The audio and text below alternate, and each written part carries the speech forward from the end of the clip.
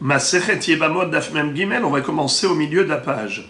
Shalach Rabbi Hiya bar Avin, me'arsin tor shlosha, v'chen osim ma'ase, v'chen haya Rabbi Elazar melamedenu, mishum Rabbi Hanina hagadol, rubo shel rishon, verubo shel shelishi, ve'emtsa'i shalem. Nous avions appris dans la Mishnah que selon Tanakama, toute femme qui voudrait se remarier après son divorce ou veuvage, eh bien, il faut qu'elle attende 3 mois de test de grossesse. Parce que si jamais elle donne naissance à un enfant après son remariage, on ne saura pas si cet enfant est le fils de son premier mari ou de son deuxième mari. C'est pour cela qu'il faut attendre 3 mois pour voir si elle a du ventre ou pas. Généralement, une femme, après 3 mois de grossesse, elle a du ventre. C'était le test de grossesse à l'époque.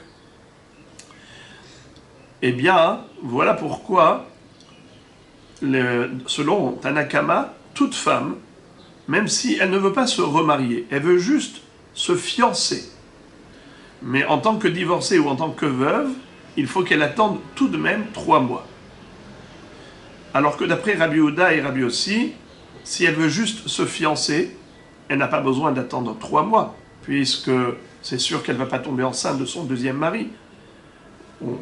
On saura après 3 mois si elle est enceinte ou pas, puisqu'elle ne s'est pas remariée. Donc c'est sûr qu'elle n'est pas tombée enceinte du deuxième mari.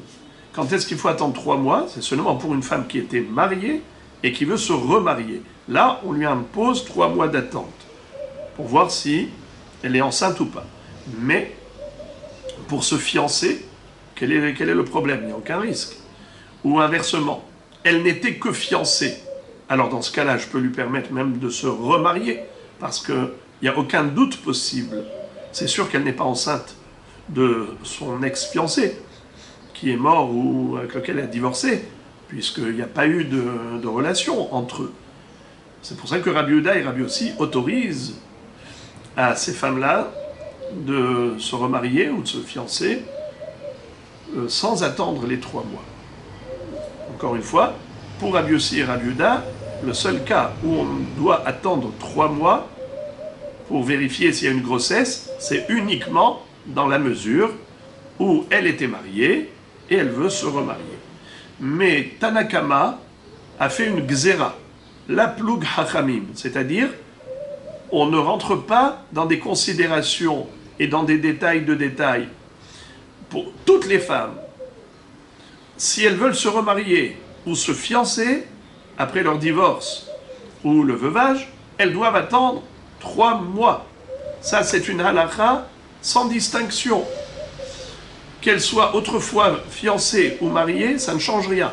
Qu'elles veuillent maintenant se fiancer ou se marier, ça ne change rien. Il faut toujours attendre 3 mois. C'est une takana générale de Chachamim.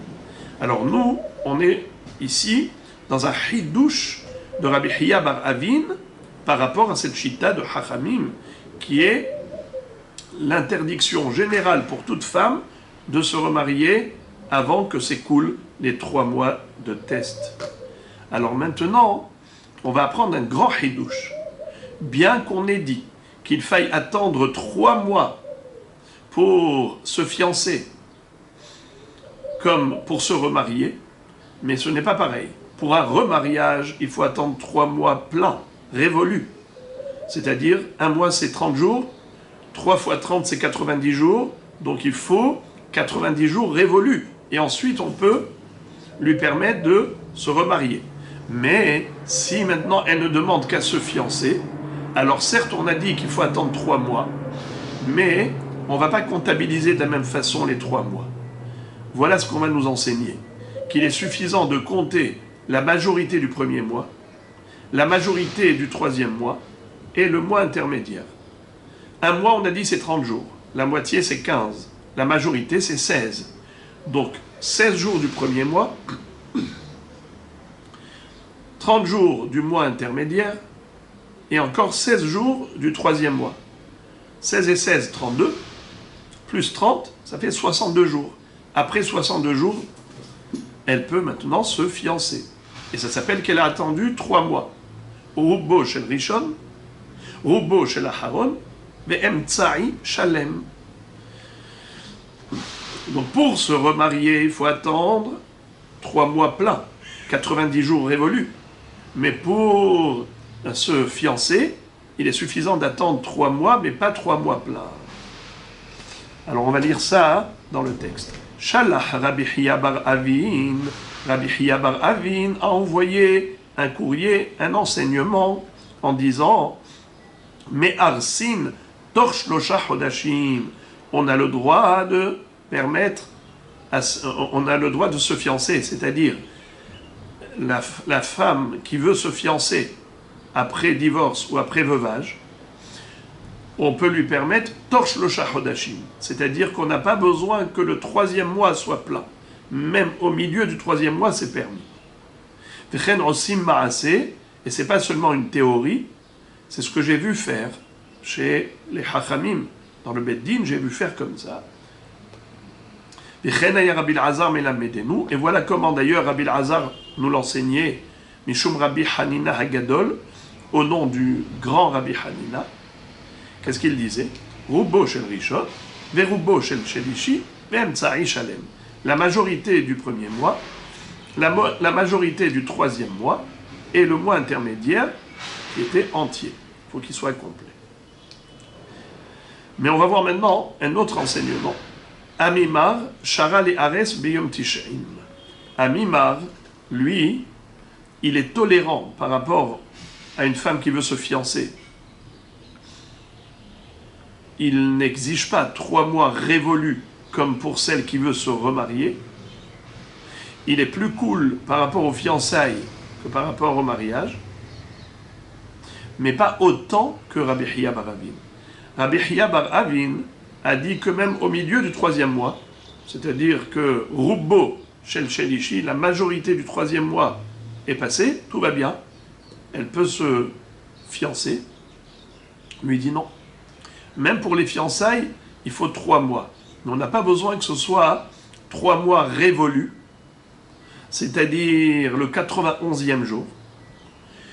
On pourrait même le 90e jour même dire Miktsat Hayom Kekulo, comme si c'était 90 jours révolus. Puisque c'est que pour des fiançailles, mais Amimar, Shara, les Ares, Beyom Tishaim.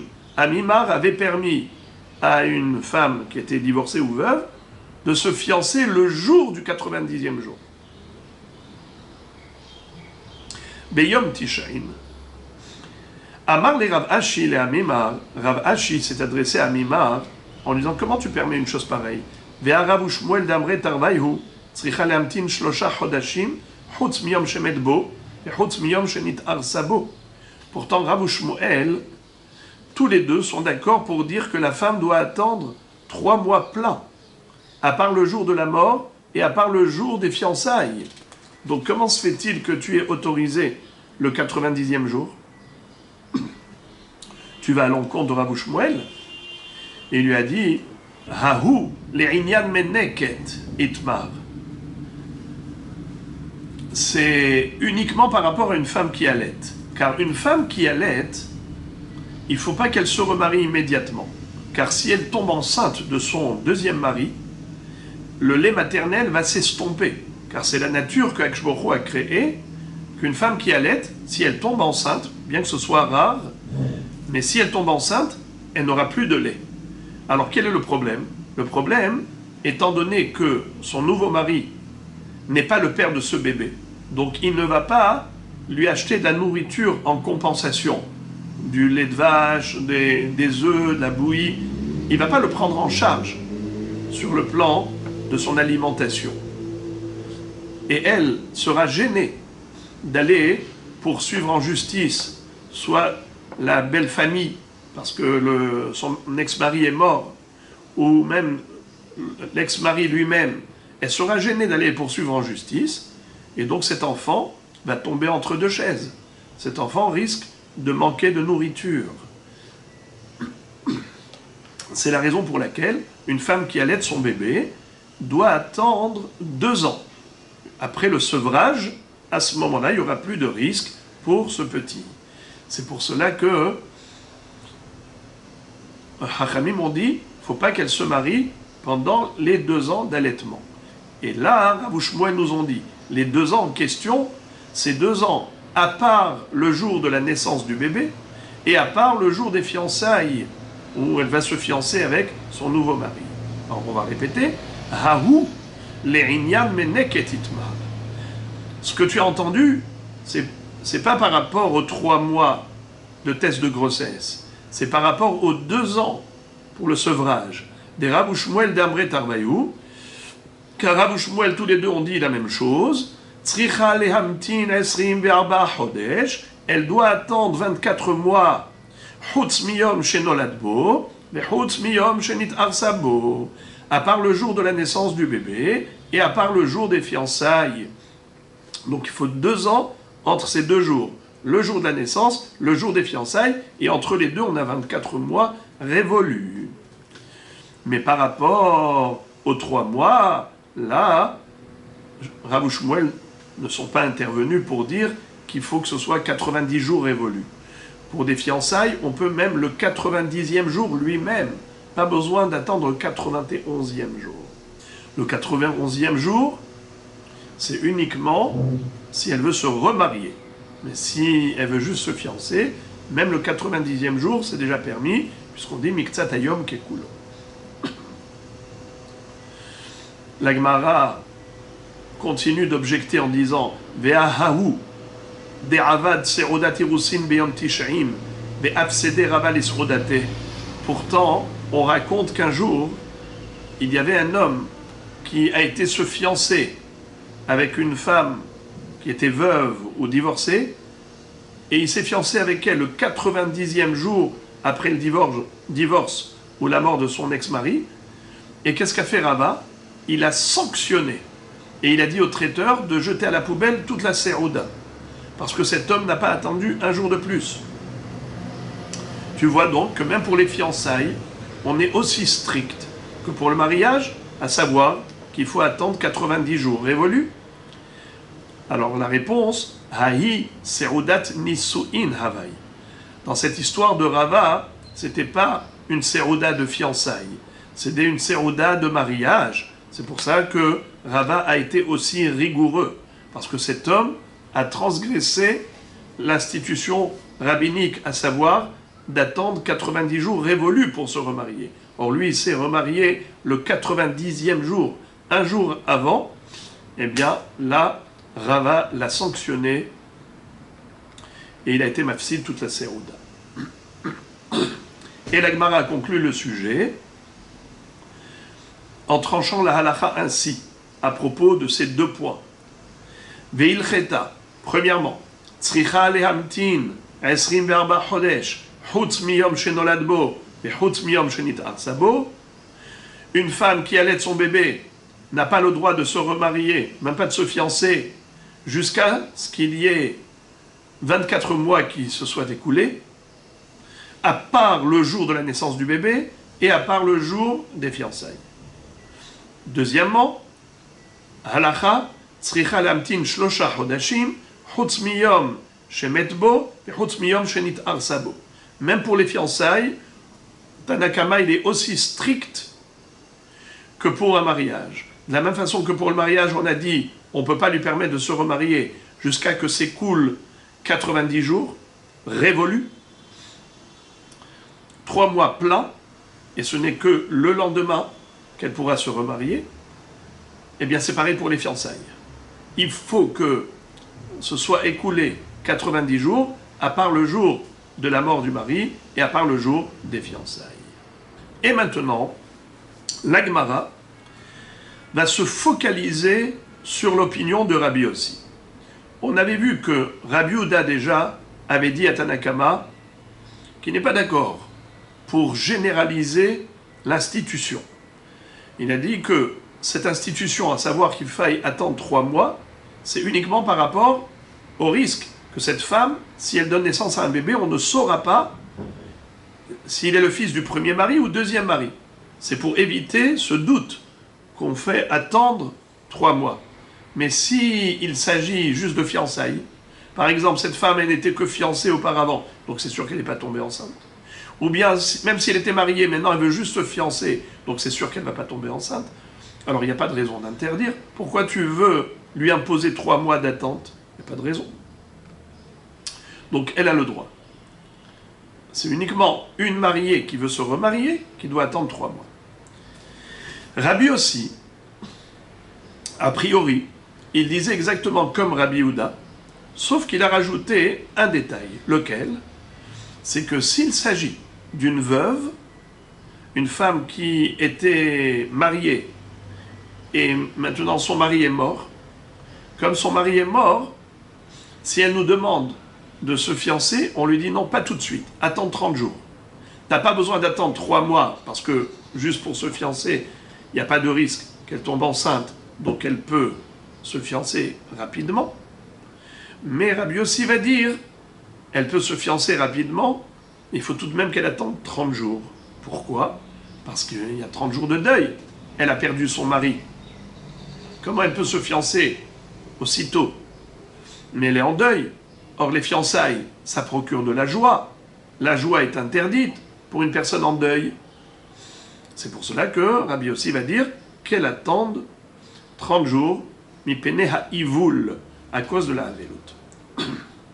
Maintenant, on va voir que la Gemara va s'interroger par rapport à ce din de Rabbi Yossi, comme quoi il lui dit interdit de te fiancer quand tu es veuve. Pourquoi? Pourtant, des fiançailles, a priori, ça ne procure pas autant de joie qu'un mariage, et la Gemara va le démontrer par rapport aux lois de Tisha B'Av, comme quoi il est permis de se fiancer même dans une période de deuil, alors pourquoi Rabbi Yossi l'a interdit? Alors on va lire la Kushia de Rav Hrizda. Amar Rav Hrizda. Rav Hrizda exprime son étonnement par rapport à ce hidouche de Rabbi Yossi, qui dit que la veuve n'a pas le droit de se fiancer pendant 30 jours suite à la mort de son mari, à cause de la havelut. Pourtant, Kalva Homer, on a un raisonnement d'a fortiori. Uma bemakom she asur lechabes, mutar le ares, makom she mutar lechabes, enodin she mutar le ares. Si déjà, dans un endroit où on n'a pas le droit de laver le linge, on a le droit de se fiancer, alors dans un endroit où on a le droit de laver le linge, c'est sûr qu'on a le droit de se fiancer. J'ai traduit littéralement, mais ça ne veut rien dire. Ici, le mot makom, c'est pas un lieu, c'est pas un espace, c'est un temps, c'est l'espace-temps. Le makom, ça veut dire le temps. Si déjà, dans le moment où on n'a pas le droit de laver du linge, tout de même, on a le droit de se fiancer. Alors, dans un moment où on a le droit de laver du linge, c'est sûr qu'on a le droit de se fiancer. C'est quoi ce moment où on n'a pas le droit de laver le linge? C'est Shavua Shechalbo. Comme nous dit tout de suite la Gemara, Maïhi, où est-ce que nous voyons qu'il y a une période durant laquelle on n'a pas le droit de laver du linge? Eh bien, c'est Shavua Shechalbo. Shabbat, Shechali Tisha B'Av Betocha. Quand on dit Shabbat ici, ça ne veut pas dire le samedi. Shabbat, ça veut dire la semaine. La semaine de Tisha B'Av, Shabbat Shechal Tisha B'Av Betocha, Assour les saper. On n'a pas le droit de se couper les cheveux. Ou les chabes, on n'a pas le droit de laver le linge. Ou bahamishi mutar mi pene kevod Shabbat. Mais si Tisha B'Av tombe vendredi, alors, puisqu'on ne pourra pas laver le linge le jour de Tisha B'Av pour Shabbat, alors on aura le droit de laver le linge le jeudi, veille de Tisha B'Av, pour Shabbat. Parce que Shabbat, on ne manifeste pas de deuil. Et là, c'est le Shabbat du lendemain de Tisha B'Av. Comment est-ce qu'on va avoir des habits propres? Il faut les laver. Les laver Tisha B'Av, non. Alors on les lave un jour avant, le jeudi. Donc on a compris que dimanche, lundi, mardi, mercredi, interdit de laver le linge. Et pourtant, Vetania et la Baraïta, qui est relative à cette Mishnah, nous enseigne. Kodem Hazeman Hazé, avant ce temps-là. Alors, la Gemara, pour l'instant, elle croit que ça veut dire quoi, Kodem Hazeman Hazé, avant ce temps-là, ça veut dire avant Tisha B'Av. Avant Tisha B'Av, ça veut dire la semaine de Tisha B'Av, Shavua Shechalbo. Mais plus tard, on va voir que ça a une autre connotation. Mais pour l'instant, on va d'après cette compréhension. Tanya, Kodem Azmanazé, avant Tisha B'Av, Ha'am, le peuple, Mema'atim Be'asakehem. Le peuple doit réduire ses activités. Par exemple, Milissa, ou Militen, ou Milivnot, Velin Toa, doit s'abstenir de business. Lissa Veliten, ça veut dire business. Pas faire beaucoup de commerce, juste le minimum pour survivre. Et également, Milivnot, ne pas s'investir dans des constructions. Velin Toa, dans des plantations de vergers, car tout cela, ça procure de la joie et ça nous fait oublier le deuil pour la destruction du temple. Par contre, mais Aresim, on a le droit de se fiancer dans cette semaine-là de Tisha B'Av. Aval lokonsin, mais on n'a pas le droit de se marier. Ve'en osin seudat irusin, bien qu'on ait autorisé les fiançailles, c'est-à-dire de faire kiddushin, puisque vous savez qu'à l'époque, on faisait kiddushin, pas sous la choupa comme aujourd'hui. On ne disait pas Areat Mekudeshet Li Betamazou Kedat Moshe Israël sous la choupa. On le faisait un an plus tôt. Donc d'abord il y avait les kiddushin, qu'on appelle irusin, fiançailles, et un an plus tard, on faisait nisuin, la choupa et les sheva brachot. À ce qu'on permet, c'est juste que le Hatan dise à la Kala, Ariat Mekudeshet Li Betamazou Kedat Moshe Israël. Mais sans Serouda. C'est juste pour la réserver, pour être tranquille que c'est sa future, c'est sa femme. Ça y est, c'est sa femme, maintenant il est tranquille. Il n'y a pas le risque de Shema Ekademenu Acher Berahamim, parce que quelqu'un d'autre peut la prendre entre temps. Comment quelqu'un peut lui prendre son mazal? Eh bien, il peut prier Hachem pour échanger le mazal. Donc pour s'assurer, il a bloqué, il a réservé, ça y est, maintenant il est Mekudeshet. Mais pas de mariage, premièrement, et même pas de sérouda de fiançailles. Juste les fiançailles eux-mêmes, c'est-à-dire le marasé kiddushin. Prendre une bague et lui dire Ariad Mekudeshet Li Betamazou Kedat Moshe Israël. Fin de citation de Baraïd. Donc qu'est-ce que tu vois? Tu vois qu'il y a une période qui s'appelle Shavua Shechalbo Tisha B'Av, la semaine de Tisha B'Av, durant laquelle on n'a pas le droit de laver le linge, comme on a vu dans la Mishnah, Assur les saper ou les chabes. Et pourtant, dans la Braïta, il est écrit à propos de cette même période, Shavua Shechalbo Tisha B'Av, qu'on a le droit de faire irusin. Alors pourquoi Rabbi Yossi a interdit à la veuve qui est en deuil de faire irusin pendant les 30 jours de son deuil? Est-ce qu'elle a le droit de se laver le linge? Oui, après les Shiva, elle peut se laver le linge, bien qu'elle soit en deuil pour son mari.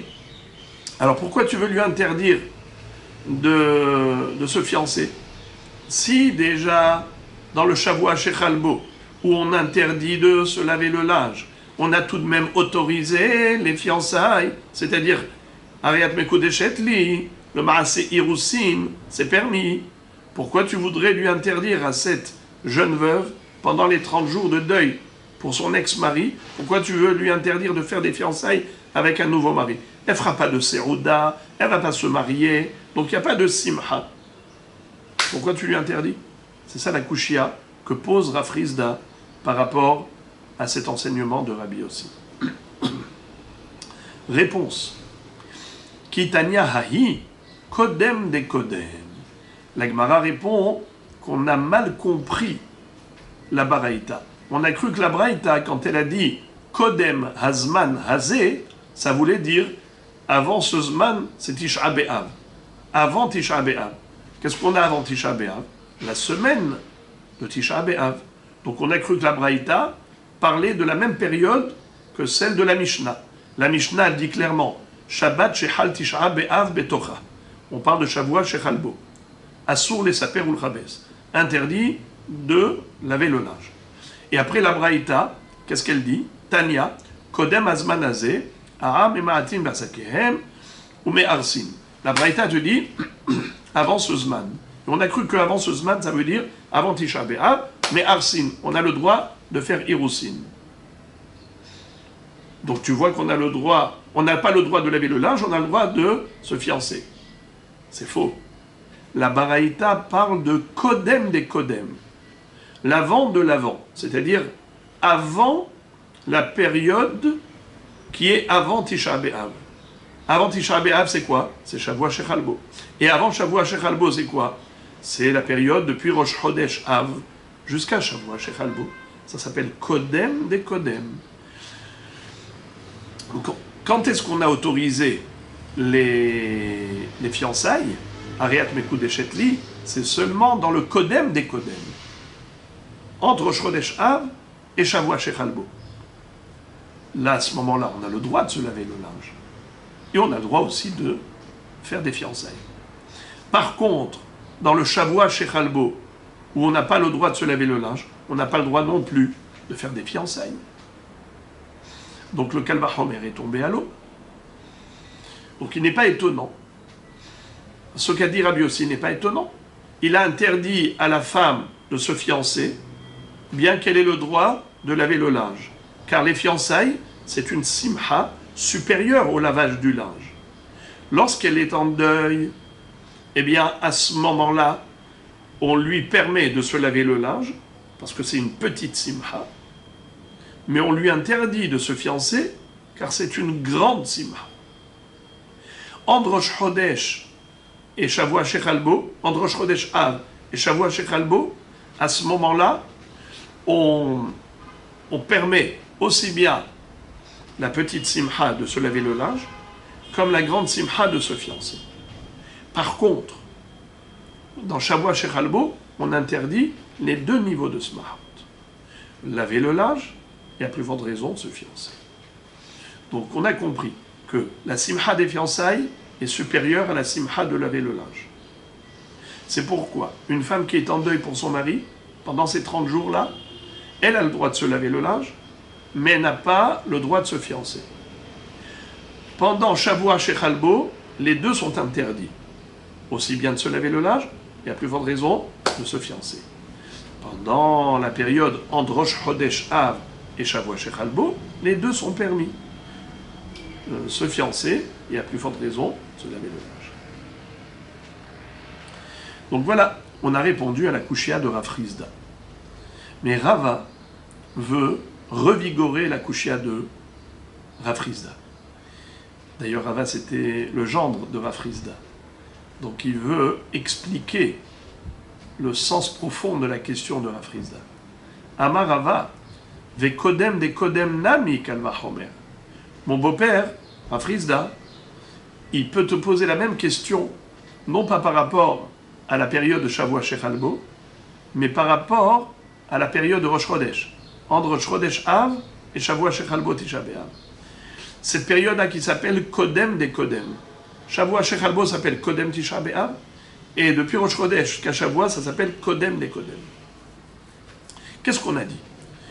Quelles sont les restrictions relatives à cette période, depuis Rosh Chodesh jusqu'à Shavua Shechalbo Tisha B'Av? Eh bien, on n'a pas le droit de faire beaucoup de business. On fait le strict minimum. Mais ma'atin, bemassa, ou matan, minivnot, velintoa. Donc toutes les activités qui procurent de la satisfaction, on arrête. Et pourtant, dans cette période-là, la Braïta nous a dit qu'on a le droit de se fiancer. Alors, le Kal Vachomer de Rav Frisda, il revient sur le tapis. Comment? La femme qui est en deuil, pendant les 30 jours où elle est en deuil pour son ex-mari, est-ce qu'elle a le droit de faire du business? Oui, sans restriction. Alors on va dire Kal Vachomer. Si déjà, dans la période depuis Rosh Chodesh Av, où on n'a pas le droit de faire du business, on a tout de même le droit de se fiancer. Alors pendant les 30 jours de deuil pour son ex-mari, où elle a le droit de faire du business, c'est sûr qu'elle aurait le droit de se fiancer. On va lire. Amar Rava, ve kodem de kodem, nami Kal Vachomer. Ce Kal Vachomer, ce raisonnement d'a fortiori, il est applicable même à cette période. Uma bemakom she'asur lisa veliten. Mutar le ares. Makom shemutar l'isa veliten, enodin shemutar les ares, si déjà dans une période où on n'a pas le droit de faire du business, on a le droit de se fiancer, alors dans une période où on a le droit de faire du business, c'est sûr qu'on aurait le droit de se fiancer. Alors la question de mon beau-père, Rafrizda, sur Rabbi aussi, revient à la case départ. La Gemara va répondre, elle va tenter de répondre. On va voir ici plusieurs tentatives de réponse, et à chaque fois, on va quelque part donner des interprétations qui ne sont pas celles que nous connaissons. Ça veut dire, j'allais dire, presque tirées par les cheveux. Et on va voir que la Gemara va à chaque fois changer la version de la Mishnah. Elle va reformuler les paroles de Rabbi Yossi autrement pour lui donner le sens qu'on souhaite. Alors, ça va être très élastique. Il faut être souple maintenant, parce qu'on ne va pas être très exact, très précis au niveau du lachon de Rabbi Yossi, tel que nous le lisons dans la Mishnah. Et la Gemara va procéder par élimination. Elle va proposer telle lecture des paroles de Rabbi Yossi, telle interprétation, et après elle va revenir là-dessus, et à chaque fois elle va changer, jusqu'à ce qu'on va retomber sur nos pieds, et à la fin, on va revenir à la lecture simple des paroles de Rabbi Yossi, et on va donner la bonne réponse. Mais c'est cela, ce que fait la Gemara toujours, c'est que d'abord elle nous propose toutes les hypothèses. Elle passe au peigne fin toutes les éventualités. Et après, en procédant par élimination, elle tranche en nous donnant l'explication qui est la vraie, la bonne, la juste. Première possibilité de réponse par rapport à cette question de Rava. Comment Rabbi Yossi peut interdire les fiançailles pendant la période de 30 jours de deuil de cette femme pour son ex-mari, mais si elle a le droit de faire du business, à plus forte raison qu'elle devrait avoir le droit de se fiancer, puisque nous voyons que depuis Rosh Chodesh Av, on n'a pas le droit de faire du business, et pourtant on a le droit de se fiancer. Réponse. Lo tema Rabbi Yossi. Lo tema de Rabbi Yossi Omer, kol hannashim it'arsu, ela ima kol hannashim inaseu. En fait, quand Rabbi Yossi nous a dit qu'il y a une restriction par rapport au mariage, par rapport à cette veuve, elle n'a pas le droit de se fiancer pendant les 30 jours, il ne s'agissait pas de fiançailles, il s'agit de mariage. Donc la Gemara a changé complètement le terme. Parce que si on lit la Mishnah dans Daf Mem Aleph Hamoud Aleph, lisons la Mishnah dans Daf Mem Aleph Hamoud Aleph, comment c'est écrit? Dernière ligne. Rabbi Yossi Omer, Kol hannashim it'aresu, chutz mina almana, mipeneha avelut. Toutes les femmes peuvent se fiancer, à l'exception de la veuve qui a perdu son mari. Elle n'a pas le droit pendant 30 jours à cause du deuil. Alors, il a bien parlé de fiançailles, mais la Gemara maintenant, elle change la version. Et elle dit, il ne faut pas lire it'arsu, elles ont le droit de se fiancer, mais plutôt, toutes les femmes ont le droit de se remarier. Sauf la femme en deuil, qui doit attendre 30 jours. Alors la Gemara s'étonne énormément de cette correction, parce que dans ce cas-là, cela voudrait dire que toute femme qui était mariée peut se remarier. Kol hannashim innaseu. Toutes les femmes, donc ça inclut même des femmes qui étaient mariées, innaseu, elles ont le droit de se remarier. Quand? Immédiatement. Il n'y a que le problème du deuil en cas de veuvage. Mais si c'est par exemple un divorce, eh bien elle peut se remarier immédiatement. Ou bien même si elle était en deuil 30 jours, après 30 jours elle peut se remarier. Parce qu'elle n'est plus en deuil.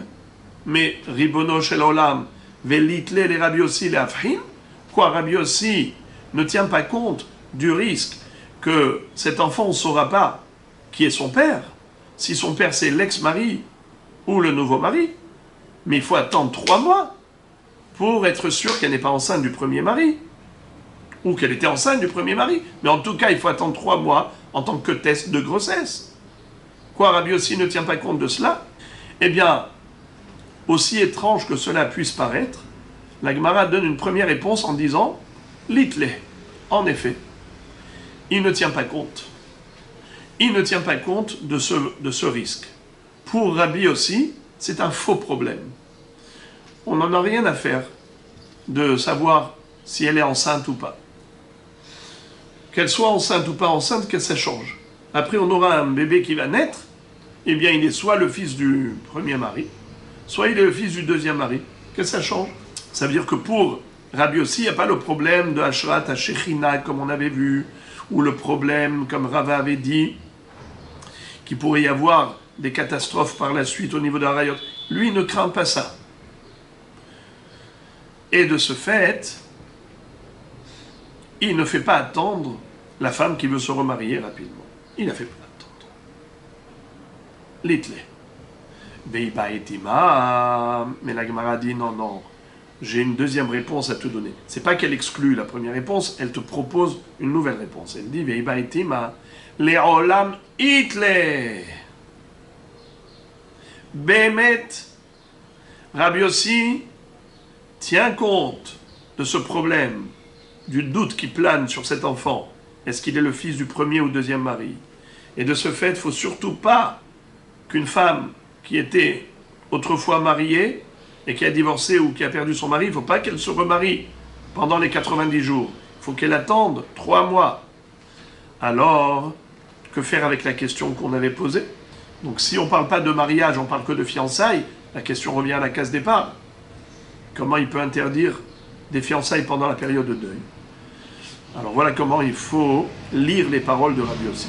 Veiba etema le'olam itle. Ve'ima Rabbi Yossi omer kol arusot gerushot inaseu. Quand Rabbi Yossi a dit kol hanashim itarsu, c'est pas comme ça qu'il faut lire. Il faut lire comme ça. Kol ha'arusot hagrushot inaseu. Toutes celles qui étaient autrefois fiancées et qui a divorcé, ça veut dire que le fiancé lui avait dit Ariat mekou deshet li betabahazou kedat Moshe Israël. Elle était aroussa. Elle n'était pas nesua. Il n'y avait pas eu de choupa. Juste aroussa. Et ensuite, qu'est-ce qu'il y a eu?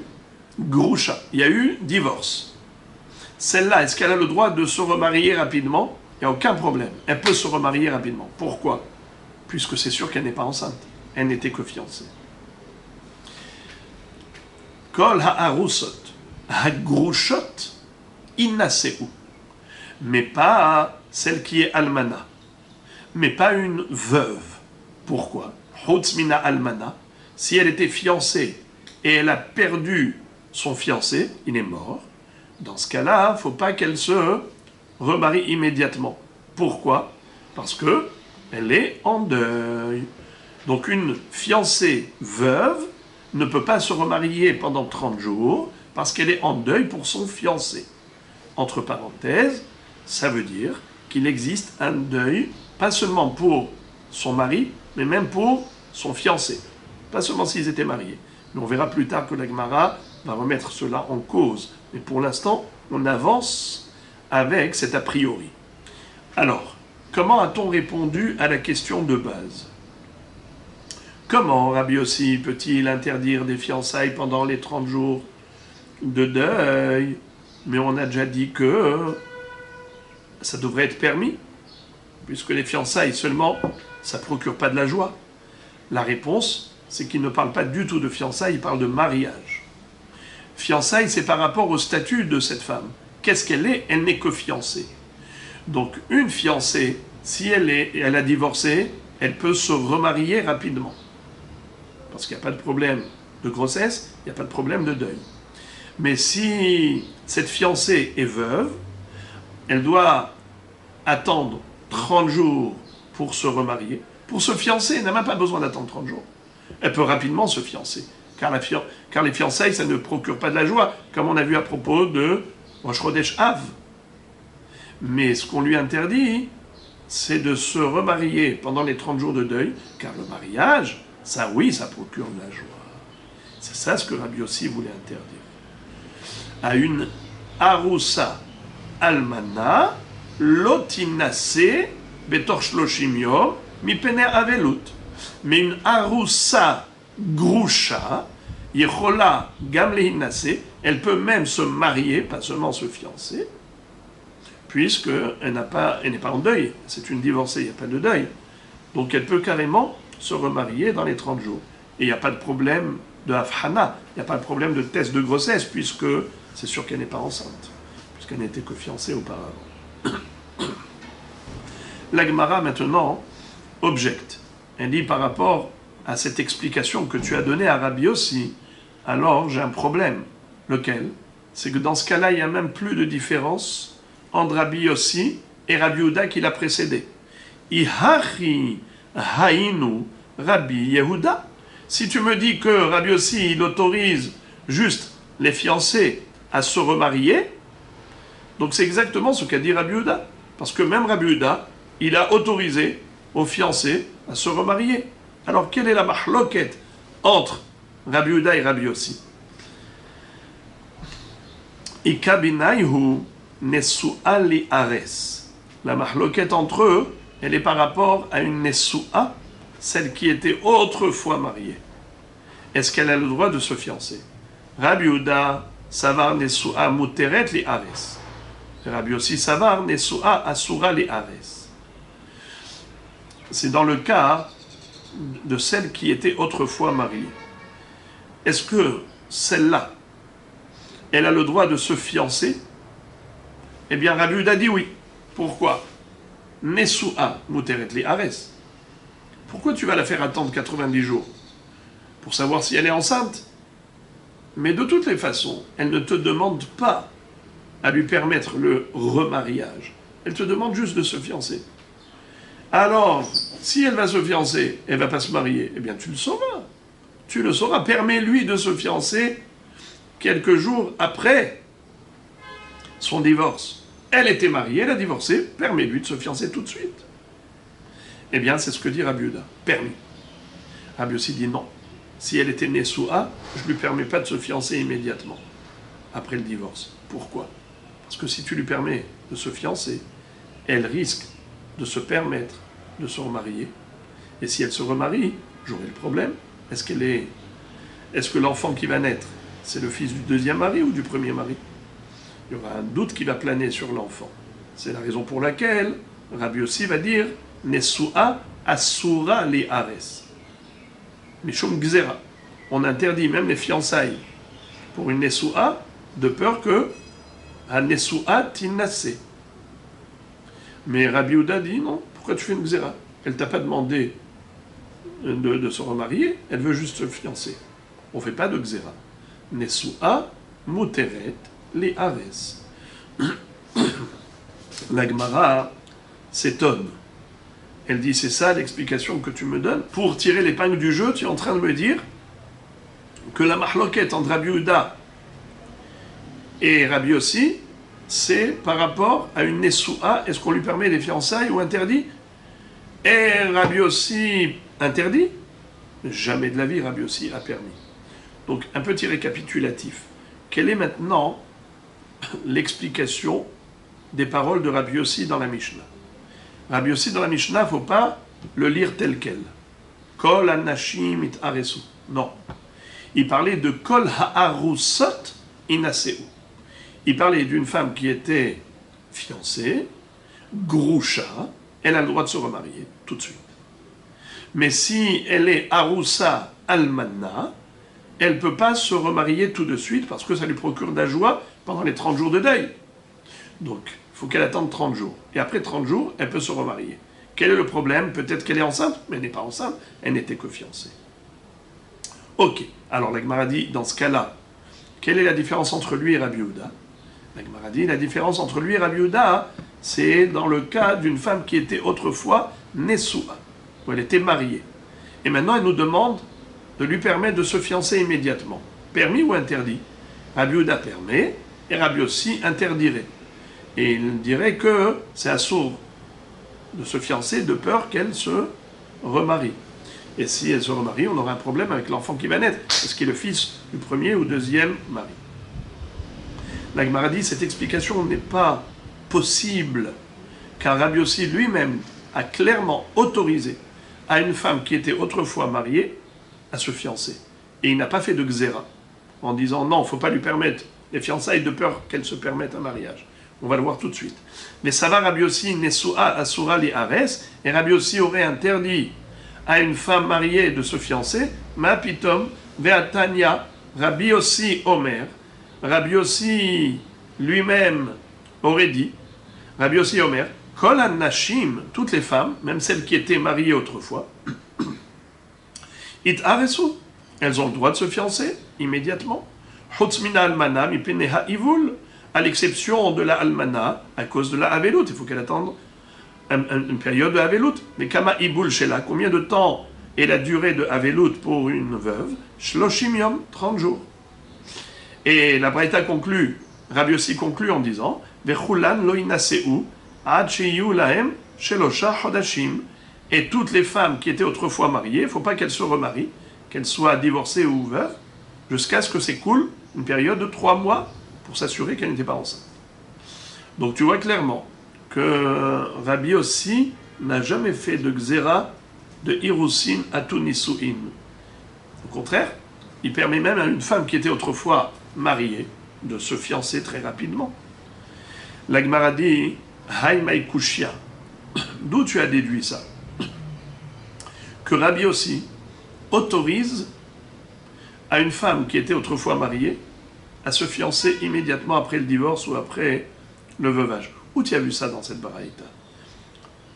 Et lima, si on va dire des katané, parce qu'il est écrit au début de la baraïta, Rabbi Yossi Omer, Kol Hannashim it Aresu, parce que Rabbi Yossi disait toutes les femmes ont le droit de se fiancer en disant Kol Hannashim, tu as compris, même une femme qui était autrefois mariée, ce n'est pas vrai. Mi alima mi matnitin, est-ce que cette braïta elle est plus forte, plus puissante que la Mishnah? De okimna be arusot grushot inaseu, bien qu'il soit écrit dans la Mishnah, Rabbi Yossi Omer, kol anashim it arsu. On a dit c'est quoi kol anashim? On a dit kol anashim ha arusot ha grushot. On a dit qu'on parlait que de femmes qui étaient autrefois fiancées. Okimna be arusot grushot inaseu, qu'elles ont le droit de se remarier puisqu'elles n'étaient que fiancées auparavant. Achanami, là aussi dans la Braïta, tu peux également établir la même chose en disant que Kol Hanashim, Rabbi Yossi Omer Kol Hanashim it Arsu, qu'est-ce que ça veut dire? Kol Arusot a Grushot inasu, celle qui était Arusa Grusha, elle peut se remarier, mais si elle est comment on appelle ça, almana, en deuil, il faut qu'elle attende 30 jours. Alors d'où tu as déduit que Rabbi Yossi autorise à une femme Nesua de se fiancer immédiatement? Celle qui était Nesua, elle peut maintenant se fiancer rapidement. Où tu as vu ça? Ah, et là, mais Sifa. Peut-être de la Sifa de la Braïta. Qu'est-ce qui est écrit? Des katané, vechulan, loinaseu, ad shiyu lahem shlosha chodashim. In tsuve hudelo, a itruse shapir dami. Voilà d'où la Gemara a déduit que Rabbi Yossi est permissif et il autorise même à une femme qui était autrefois mariée de se fiancer rapidement, puisqu'il est écrit dans la Sefa Vechulan, et toutes les femmes, Loinaseu, il ne faut pas qu'elles se remarient, pas qu'elles se fiancent, qu'elles se remarient à Chilaim Shlosha Chodashim, jusqu'à ce que s'écoule 3 mois. Insuve hudelo, insuve en araméen ça veut dire se marier. Se marier, hudelo, il interdit.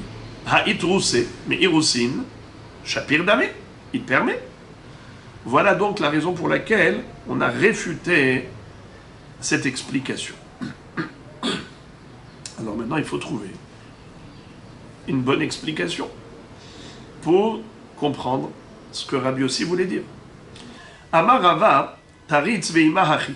Rava dit, en effet, de cette baraïta-là, on n'a pas de preuve que Rabbi Yossi est permissif. Comme quoi, une femme qui était Nesua, il lui permet de se fiancer. Et donc on ne voit plus quelle est la mahloket entre Rabbi Yehuda et Rabbi Yossi. Bémet, on peut dire que c'est ça la mahloket, comme on a dit précédemment, que Rabbi Yehuda est permissif et Rabbi Yossi est restrictif. À savoir, une femme qui était Nessoua, est-ce qu'elle a le droit de se fiancer rapidement? Rabbi Yehuda dit oui, et Rabbi Yossi interdit. Pourquoi Rabbi Yossi interdit? Parce qu'il dit, si tu lui permettrais de se fiancer, peut-être qu'elle se permettrait également de se remarier. Et après, on ne sait pas de qui elle est enceinte, du premier ou deuxième mari.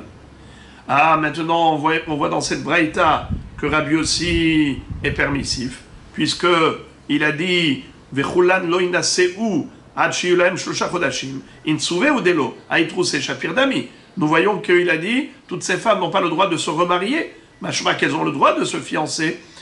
Donc, c'est impossible de faire dire à Rabbi Yossi qu'il fait une xéra, qu'il interdit les fiançailles de peur qu'elles se remarient. Rava dit non. On peut bien dire que Rabbi Yossi interdit à une Nessoua d'être mithareset. Celle qui était autrefois Nessoua, elle n'a pas le droit de se fiancer, de peur qu'elle vienne à se remarier. Alors comment tu comprends la braïta? Voilà comment Rava va formuler la braïta. Taritz ve'ima achi.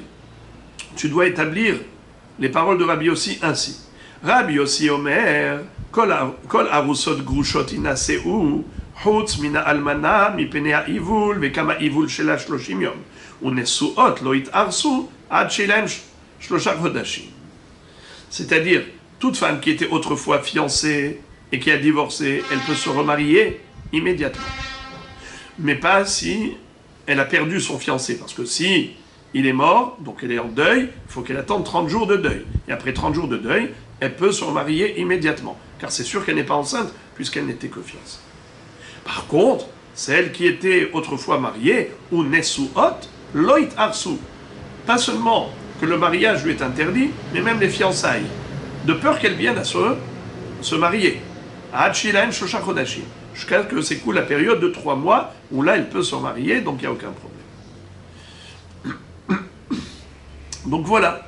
Maintenant, selon toute cette explication, on a compris que la mahloket entre Rabbi Yehuda et Rabbi Yossi, elle est de savoir, est-ce que celle qui était autrefois mariée, est-ce qu'elle a le droit de se fiancer? Selon Rabbi Yehuda, oui, elle peut se fiancer immédiatement, parce qu'il n'y a aucun risque. Il n'y a pas de bébé qui va naître. Ça veut dire du deuxième mariage, donc il n'y a pas de doute. Tandis que Rabbi Yossi interdit à cette femme qui était autrefois mariée, même de se fiancer, jusqu'à ce que s'écoule 3 mois, de peur que, si tu lui permets de se fiancer pendant les 3 mois, elle risque de se marier pendant les 3 mois, et là on ne saura pas l'enfant de quel mari est-il. La Gemara dit, c'est beau, mais c'est faux. Pourquoi? Parce qu'il en ressortirait de là que Rabbi Yossi impose à la veuve un deuil. Ça veut dire qu'une femme qui n'était que fiancée, lorsque son fiancé est mort, elle n'a pas le droit de se remarier dans les 30 jours parce qu'elle est en deuil pour lui. Mais depuis quand on a entendu parler de deuil pour des gens qui sont fiancés, mais ils ne sont pas mariés? Un homme par rapport à son épouse ou une femme par rapport à son mari ne sont concernés par le deuil que dans la mesure où ils étaient mariés, mais pas s'ils n'étaient que fiancés. Voici la question. Ve almana mina irusin mi itlah ibul. Est-ce qu'une almana, une veuve de fiançailles, c'est-à-dire qu'il n'était que fiancé, elle a perdu son fiancé, est-ce qu'elle est en deuil? C'est impossible. Pourquoi? Ve atane Rabbi Hiya bar Ami, ishto arusa, lo onen velo mitamela. Un homme qui était fiancé et sa fiancée est morte, il n'est pas onen et il n'est pas mitamela. Qu'est-ce que ça veut dire il n'est pas onen?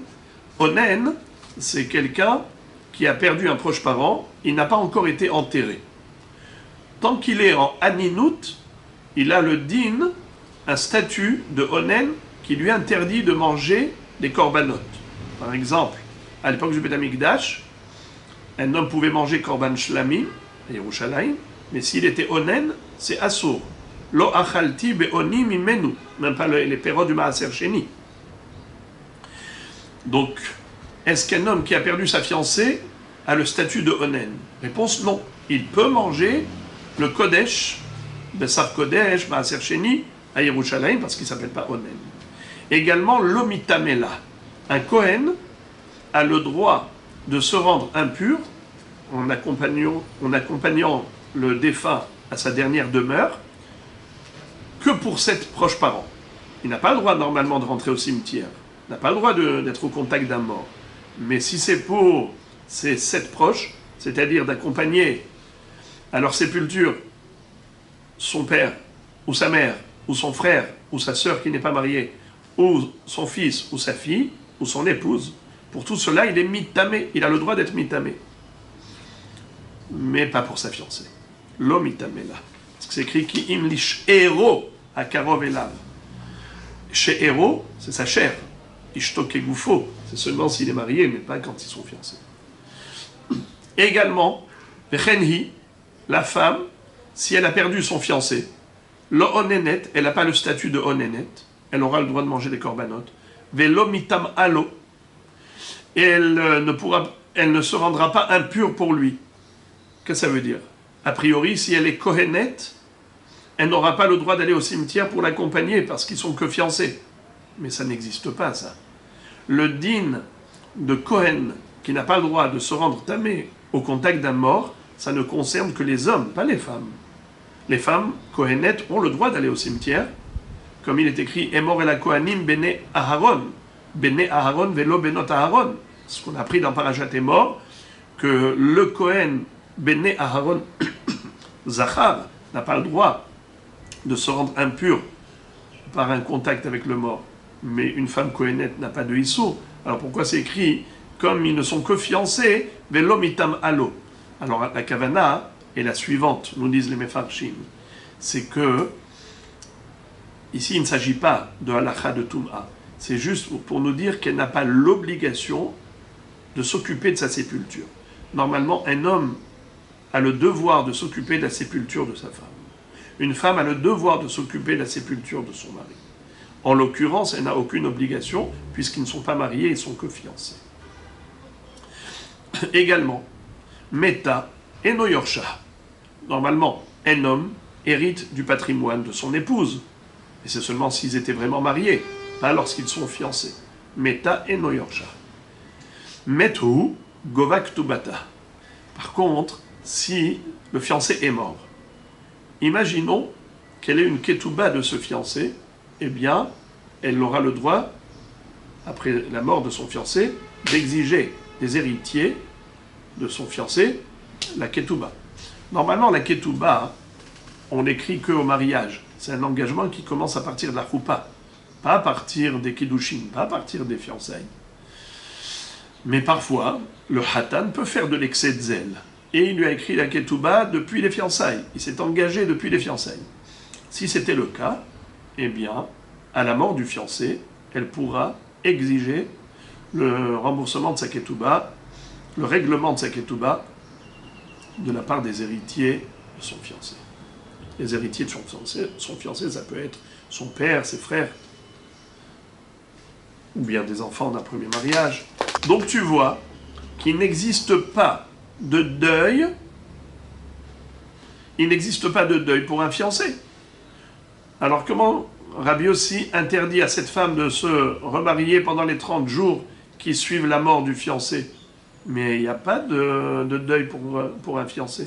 Et là, à cause de cette question, la Gemara va retourner complètement la vapeur, va renverser la vapeur, et on va revenir à l'histoire de Shavua Shechalbo.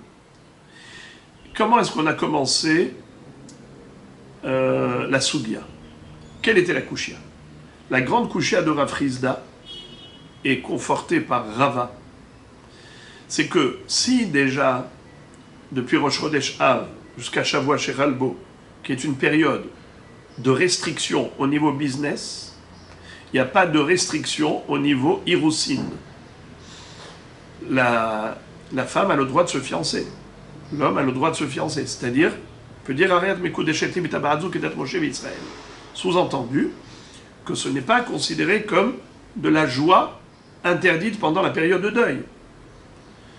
Alors, Kalva Homer, pendant les 30 jours de deuil de cette jeune femme qui est veuve, qui a perdu son mari, on a dit, c'est sûr qu'elle devrait avoir le droit de se fiancer. Parce que si elle a le droit de faire du business, à peu près de raison qu'elle devrait avoir le droit de se fiancer. Kalva Homer, si déjà dans la période après Rosh Chodesh Av, où on interdit le business, on permet les fiançailles. Alors, pendant les 30 jours de deuil de la veuve pour son ex-mari, où elle a le droit de faire du business, c'est sûr qu'elle devrait avoir le droit de se fiancer. C'était ça la Kushia. Et c'est comme ça qu'on a commencé, qu'on a démarré tout le débat avec différentes propositions d'interprétation des paroles de Rabbi Yossi. Mais maintenant, la Gemara dit, cette question n'en est pas une. Et on va répondre tout simplement à cette question, et on n'a pas besoin de reformuler les paroles de Rabbi Yossi dans la Mishnah. On peut retomber sur nos pieds. Voici comment la Gemara répond. Elle dit, Tanaehi. En fait, c'est une marloquette Tanaïm. Est-ce qu'on a le droit de se fiancer pendant ces quelques jours entre Rosh Chodesh Av et Shavua Shechalbo? Qu'est-ce que tu avais prouvé par la Braïta? On avait vu que la Braïta nous disait interdit de faire du business, mais on a le droit de se fiancer. Eh bien maintenant, on va citer une Braïta où on va voir que les deux choses sont interdites. Interdit de faire du business et même interdit de se fiancer. Donc il n'y a plus de Kalva Homer. Et là, Tana Ehi, des Tanya, mais Rosh Chodesh, Ve'ad Ta'anit, depuis Rosh Chodesh jusqu'à Tisha B'Av, Ha'am Me'ma'atin Me'asakehem, le peuple doit réduire ses activités, Milissa ou Militen, Milivnot, Venintoa, de faire du business, la construction, des plantations. Ou Mille Ares, ou Milissa. Il doit s'abstenir de fiançailles et s'abstenir de mariage. Et après, Shabbat Shechal Tisha B'Av Betorah, dans le Shavua Shechalbo, Assur les saper ou le Chabes, on interdit même de se couper les cheveux, de se laver le linge. V'yeshomrim kol hachodesh assur. Et la Braïta conclut en nous citant une opinion qui est très, très stricte, qui interdit carrément de se couper les cheveux et de se laver le linge tout le mois. Ok, en tout cas, qu'est-ce que nous voyons au travers de cette Braïta? Une chose qui est claire, c'est que le Hirusin, il n'y a pas que le business qui est interdit depuis Rosh Chodesh Av, même les fiançailles. Donc, fiançailles et business, c'est pareil. Donc, il n'y a plus de Kalva Homer. Tout le Kalva Homer qu'a utilisé Rava pour objecter à Rabbi Yossi, c'est qu'il disait, tu vois que depuis Rosh Chodesh Av, on n'a pas le droit de faire du business, mais on a le droit de se fiancer jusqu'à Shavua Shechalbo. Alors la femme qui est en deuil pour son ex-mari, si tu vois qu'elle a le droit de faire du business, à plus forte raison qu'elle a le droit de se fiancer. Réponse non. Elle a le droit de faire du business, mais elle n'a pas le droit de se fiancer. Parce que les fiançailles, c'est une simha supérieure au business. Donc il n'y a pas de Kalva Homer, puisque pendant cette période-là, depuis Rosh Chodesh Av, c'est interdit de se fiancer, comme il est interdit de faire du business. Et donc Rabbi aussi, certainement, il penserait, comme cette Baraïta qui interdit les fiançailles depuis Rosh Chodesh Av. Matkifla Rav Ashi. Rav Ashi, Bichlal, il dit, comment tu peux démontrer de cette Baraïta qu'il est interdit de se fiancer depuis Rosh Chodesh Av? Je peux te dire que cette Baraïta n'interdit pas les fiançailles depuis Rosh Chodesh Av. Car la kavana ici des fiançailles, ça veut dire Se'odat Hirusin. Les fiançailles avec une grande Se'oda. Mais peut-être que les fiançailles eux-mêmes, dire Ariat Mekudeshetli, peut-être que c'est permis. Et donc on n'a aucune preuve qu'il existe un Tana qui interdirait les Kiddushin depuis Rosh Chodesh Av. Ce qu'on interdit ici, c'est Se'odat Hirusin. Alors on va relire. Matkif la Ravashi objecte en disant Mimaï de les Ares Mamash. Qui te dit que le verbe ici, les Ares, ça veut dire vraiment faire juste Hirusin, Ariat Mekudeshet li B'taba'adzo, Dilma le Mi'bad Se'odat Hirusin ou de Asur. Hali Ares Shapir Dami. Peut-être que la Braïta faisait allusion à la Se'oda qu'il y ait une grande manifestation de joie, une grande cérémonie en l'honneur des fiançailles, c'est ça ce qu'elle voudrait nous interdire. Mais des fiançailles stricto sensu, peut-être que c'est permis. La Gemara dit non, c'est impossible.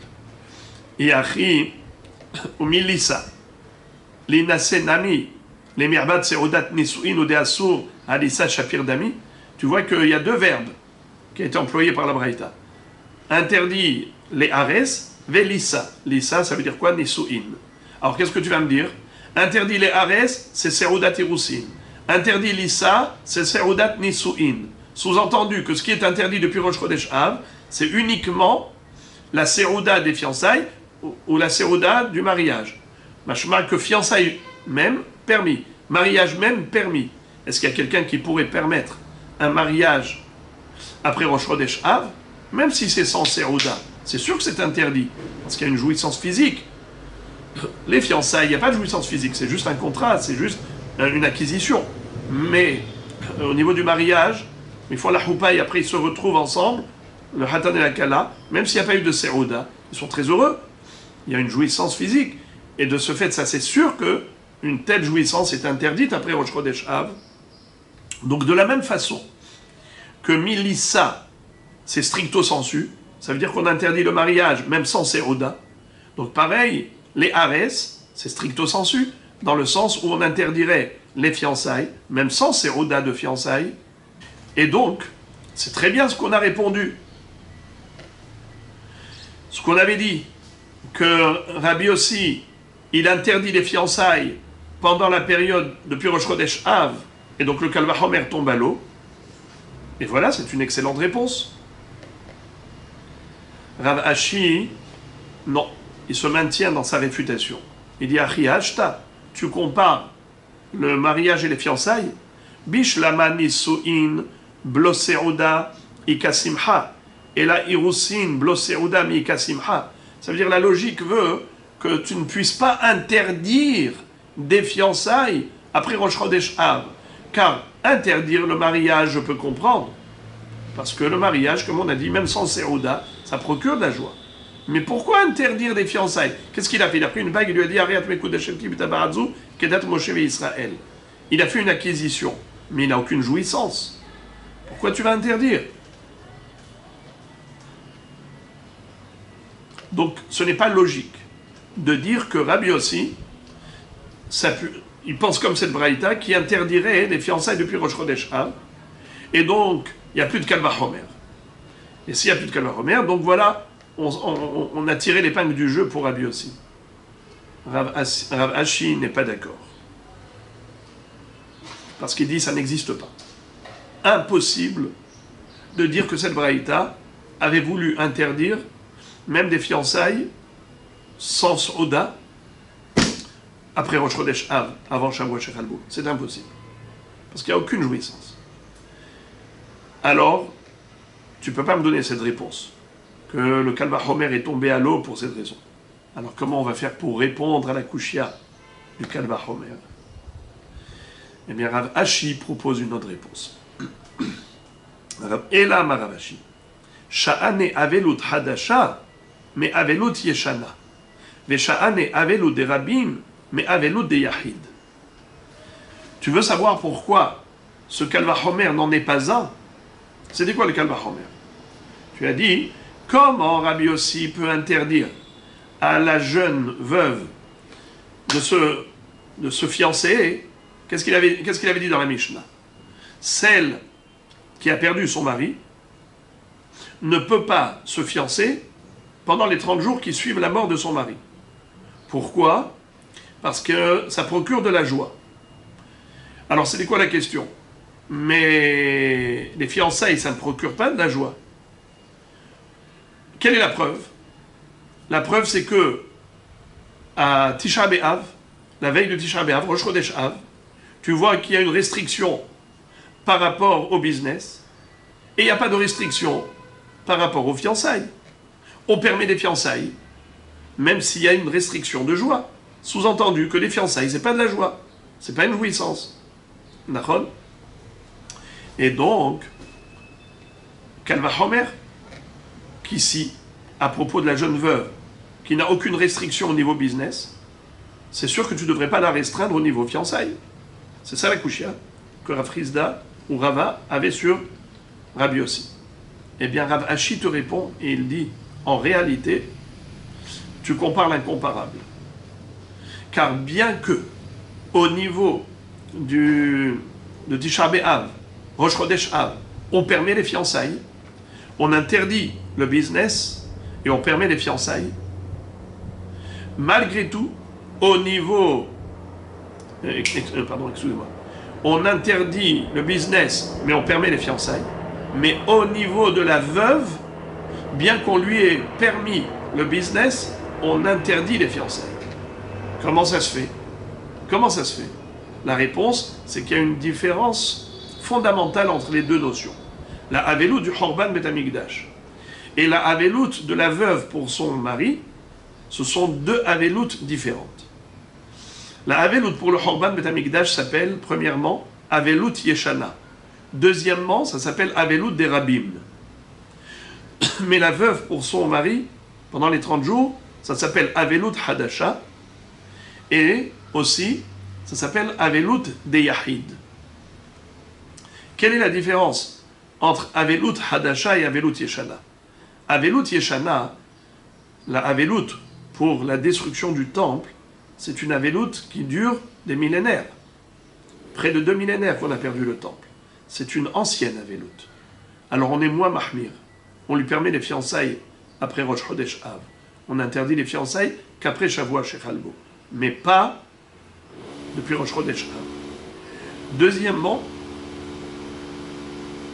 mais par contre, la avelout de Hadasha de l'autre, c'est une douleur beaucoup plus forte. Elle vient de perdre son mari. Ça, c'est une douleur qui est Hadasha. Là, on ne permet pas les fiançailles. Également, avelout pour le Beth Amikdash, c'est avelout des Rabbim. C'est tout Israël. À l'échelle nationale, on porte ce deuil. Alors que la mort du mari de cette femme, il n'y a qu'elle qui est en deuil pour lui. C'est avelout de Yahid. Quelle est la différence? Le Meiri dit que Tsarat Rabbim Hatzi Nehama. Quand tout le monde souffre, c'est une demi-consolation. Et quand la personne elle est seule à souffrir et que tout le monde est tranquille, eh bien pour elle, c'est une souffrance dans laquelle elle se retrouve seule, c'est beaucoup plus profond, beaucoup plus douloureux. C'est la raison pour laquelle elle n'a pas le droit de se fiancer. Depuis Rosh Chodesh Av jusqu'à Shavua Shechalbo, on a le droit de se fiancer. Parce que c'est avelout Yeshana et c'est avelout des Rabbim. Mais cette jeune veuve, Rabbi Yossi dit, le almana lo tit ares. Elle n'a pas le droit de se fiancer. Mi pene ha'ivul. À cause de la avelout. Donc voilà comment Rav Ashi a répondu à la kushia première de Rava. Comment se fait-il qu'au niveau du Chorban Bet Hamikdash, nous voyons qu'il est permis de se fiancer, bien qu'il soit interdit de faire du business depuis Rosh Chodesh Av, alors qu'Alva Homer, pour la veuve qui a le droit de faire du business, c'est sûr qu'on devrait lui permettre de se fiancer. Réponse, fiançailles, c'est assour pour la veuve et c'est permis après Rosh Chodesh Av, parce que le Chorban Bet Hamikdash, c'est avelout Yeshana et avelout des Rabbim, alors que pour la veuve, c'est avelout Hadasha et avelout des Yahid. Mais Be'emet, ce pirouche-là que je viens de donner, c'est le pirouche de Rashi. Mais Tosfot n'est pas d'accord avec Rashi. Regardez le long Tosfot que vous avez sur le côté droit. C'est une explication différente que va donner Tosfot. Pourquoi? Parce qu'ils prétendent que ce n'est pas logique, ce qu'on vient de dire maintenant. Car on a dit que pendant la période de Tisha B'Av, depuis Rosh Chodesh Av, c'est assourd de faire du business, mais on a tout de même permis les fiançailles. Alors que... alors que pendant la période de deuil de cette femme, elle n'a pas le droit de faire du business. Elle a le droit de faire du business, mais elle n'a pas le droit de se fiancer. Mais le Kalva Homer, il est toujours là. On devrait dire, si déjà,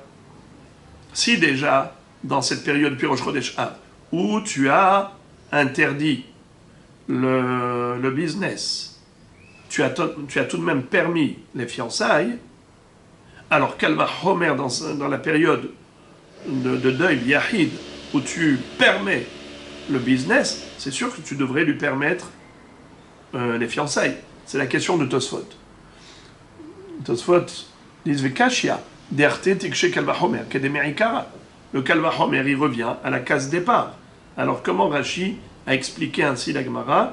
Et donc il y a un long Tosfot pour donner une autre explication à cette Soudia. Brouchim Tihiyu.